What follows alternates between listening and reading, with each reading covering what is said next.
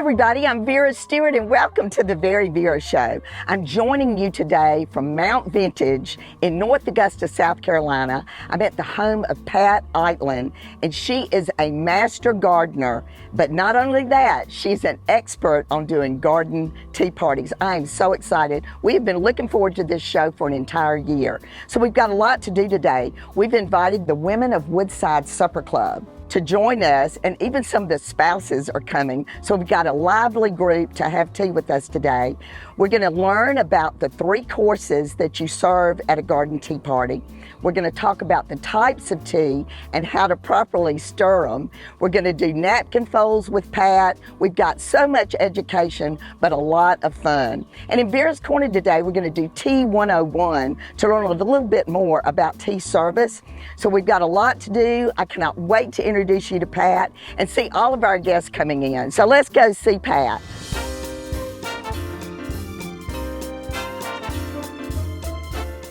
I am so thrilled to introduce all of you to my now good friend, Yes. Pat Eitland, and we are at your gorgeous home here in Mount Vintage. And you know, in February when I came to look at this, you said, "Oh, don't worry, everything's gonna be beautiful." I was like, "Yeah, sure." And it really is. And I met Pat exactly a year ago when I was peddling my new cookbook at the Sacred Heart Garden Festival, and you were with a friend, and she just went on and on and on. "Oh, you need to do a show at Pat's. It'll be so amazing." So here we are 1 year later. So I want to certainly begin by asking you, how in the world did you turn into a tea expert? Well, in 1989, I lived in South Africa, Durban, South Africa, and my daughter was taking violin lessons from a British-born South African lady, Mrs. Rayner. And before we ever had the lesson, she always prepared a cup of tea for us and set us down. It was most important to get acquainted and spin this relationship before the lesson even began. Oh, isn't that a great story? Yeah. So one of my thoughts is, what is normal for the size of a tea party? And then what's the largest one you ever did? Okay, normal for what I do, because I do private parties. I have from 6 to 8 to 12, and that's if they want it inside, outside. I like intimate parties, and a lot of people like it that way. It's not a lot of people around.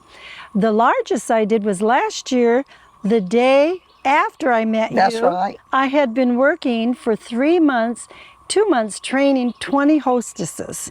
To do 160 people. 160 people. What time do you generally do teas? The British afternoon tea is from 3 to 5, or I do 2 to 4.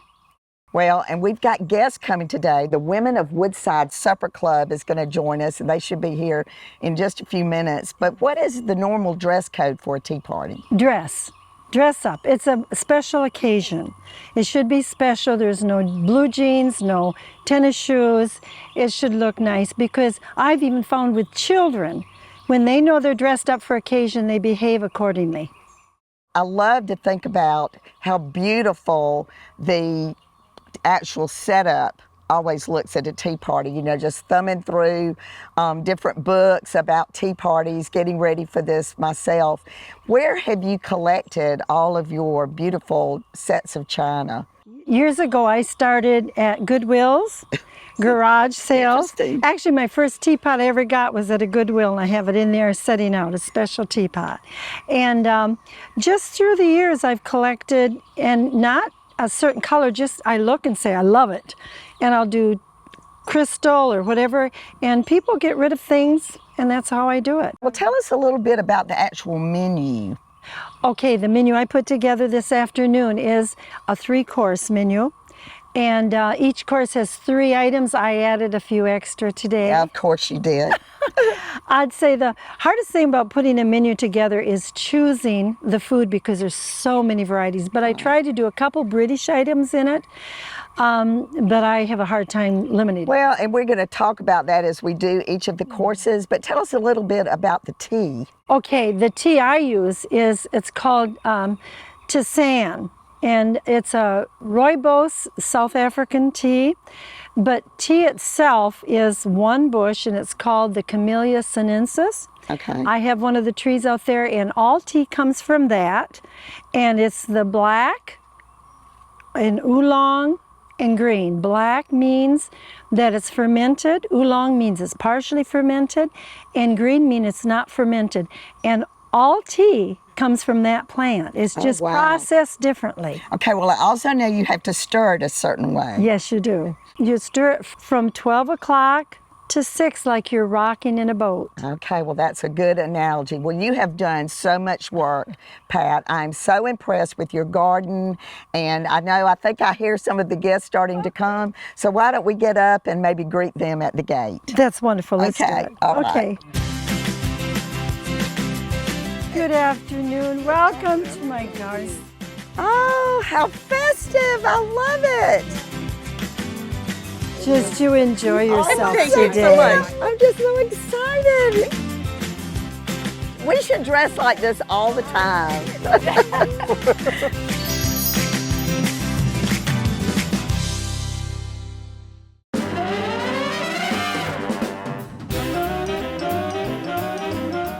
Welcome back, everybody. And if you're just joining me, I'm with Pat Eitland. We're at her gorgeous home in the garden in Mount Vintage in North Augusta, South Carolina. And we have welcomed all of our guests, the Women of Woodside Supper Club. This is Woodside of Aiken's Supper Club. And they're our tea party guests today. And you know, we said, now y'all dress up. Didn't they do great? They did beautiful. I mean, the hats, the men and the bow ties, I just absolutely love it. So we are serving the first course now, and the first course you give a lot of thought to and a lot of consideration. So why don't you tell us about what they're enjoying today for the first course? Okay, first I'd like to say, when I pick a course, colors are very important. I think it should be attractive for the people. Absolutely. When they look at it and they think, oh, this looks good. I want that. And I want, when they leave, I don't want to see anything left on the plate. Oh, I agree. So it's got to taste good. And so I've chosen cucumber curry. I really like it because the traditional British sandwich would be a cucumber, but the curry in there just brings out the cucumber a little more, I believe. I think so. And so the first ones are curry cucumber, and with that is the color green and a little bit of red. Okay. There's where my color comes in. The second one is the raspberry goat cheese. That was a fun one because I thought, I want that because it's just plain pretty. So I started playing with it and I added, I changed some of the things in it, but the same look is there. It's just very attractive with the two raspberries. Well, the raspberries are so seasonal right now, yes. too, so that's amazing. But my raspberries were very sour today, so I had to ad-lib a little bit and put a little sugar on it. You won't tell. And it tastes good. So I think I'll leave it that way. Okay, and the last one is the walnut cream. And that's quite a traditional. It's a totally different, it's away from the vegetables and the savory stuff, but it still has a nice taste with a lot of herbs from my garden in it. And then I, of course, added with the rooibos tea, which is from South Africa. Now, when I came and we did the little discussion to do this, that's what you served me that day. And that's what I serve always. I love tea, and I just loved it. Mm-hmm. It was beautiful. And, you know, just the way that the plate is laid out with the sandwiches there, it's almost like it, you know, you're right. Look at it for a few minutes. I think everybody just kind of looks at it and then they make up their mind which one they want to try first. Exactly. And they're nice sizes because there are going to be 2 more courses after this. Absolutely. Well, certainly for me and for the fact that I was here in February and where all of these guests are seated right now, that was just not even anywhere close to being completed. So I don't know what you did to light the fire and everybody that helped you with this project, but it's just beautiful. Thank you, Vera. And you're set up to be able to have a side room where your helpers, your servers, Crystal and Marianne, can assist in getting this done is just so quaint and unique. So certainly we have got more to learn, a lot more to do. The second course is coming up. So don't go anywhere. We'll be right back after the break.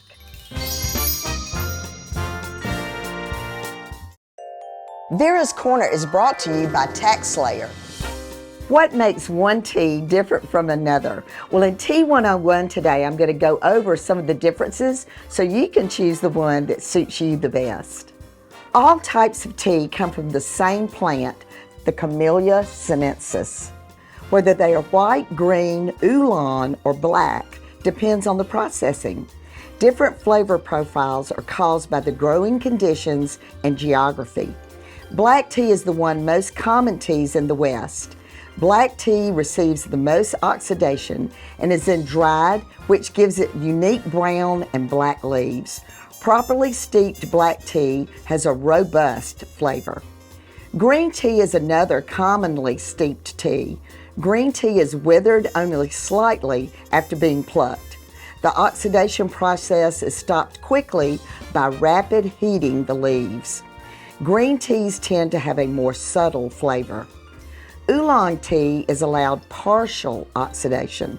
The flavor of oolong teas is typically not as robust as black or as subtle as green, but is often compared to the taste and aroma of fresh flowers or fruit.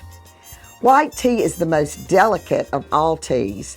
They are appreciated for their subtle, complex, and natural sweetness. They are often hand processed using the youngest flesh of the tea plant with no oxidation. Which tea do you love? Start free today at taxslayer.com.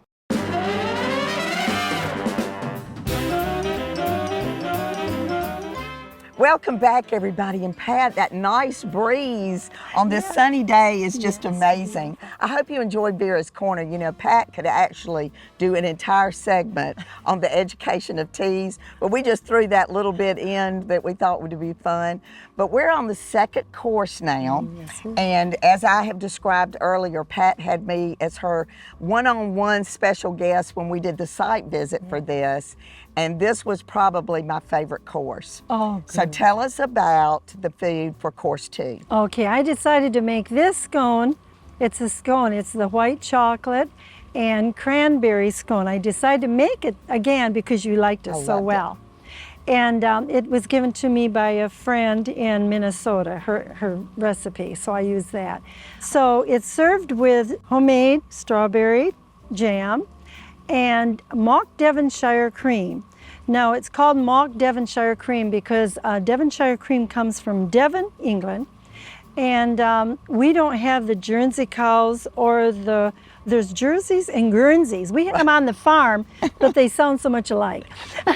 Jerseys and Guernseys. Right. And it's a thick cream, a rich cream, a buttery cream we don't have. So we have a recipe that makes it up. Okay. As close as it can get. And it starts out with whipping cream and sugar. You add sugar to it. Then you can choose between sour cream or cream cheese, or you can put all of it in there. I chose to go with the sour cream because the sour cream is more like the Devonshire. It's got a little bit of a sour with the sugar, and that tastes to me more like the real Devonshire cream. Well, for those in our viewing audience that like to bake, is a scone hard? To make, you mean?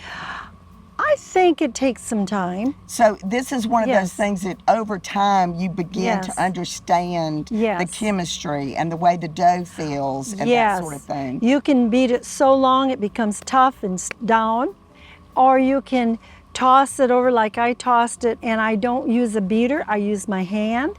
I actually put it in a 9x13 pan this time because I made a double batch. Right. I poured all the dry ingredients in, put the liquid in. And did that? And rather than have dough in the bottom of my pan, I don't know, I've never heard of it done. I did it, and it worked. All right, so let's talk about the tea that you serve. Yes, okay. Again, it's rooibos tea. It's a South African tea. I order it from Minnesota. I like this one because it's not only an herb, and it's a tisane, but it's got, everybody in there has commented how they love it. And that's the way I felt the day that I had it. And there's no offense in it. It's not too strong, it's not too weak. All right, so let's go over your napkin folds. Okay. So the one that you had on the table today. Okay. Okay, the one I have on the table is called a buffet fold. There are 6 steps to it. You take and you fold it in half. You have to have a square. Right. Has to be a square. You fold the square in half and then you fold it again. And then you start up in the top corner of the napkin where the 4 pieces are loose, and you roll it down about 4 times until it hits the 2 corners. Okay. Then you go to the second one, you fold it down about 4 times and tuck it underneath the first fold. The third corner, you fold it the other way and tuck it under the second and fold. it's so pretty on there. And then you fold it in half. Real quickly, the silverware that you put in the napkin, the little tiny. Oh, I bought those special. It took me a while to find them. But you'll notice most napkins are large. These are small napkins. You do not want a large napkin and tiny silverware, nor do you want a tiny napkin with large silverware. So I had to order them special. Do y'all see how much this woman puts into this? Well, certainly we're going to continue to learn more about Pat and these beautiful tea parties. So stick around because course 3 is coming up.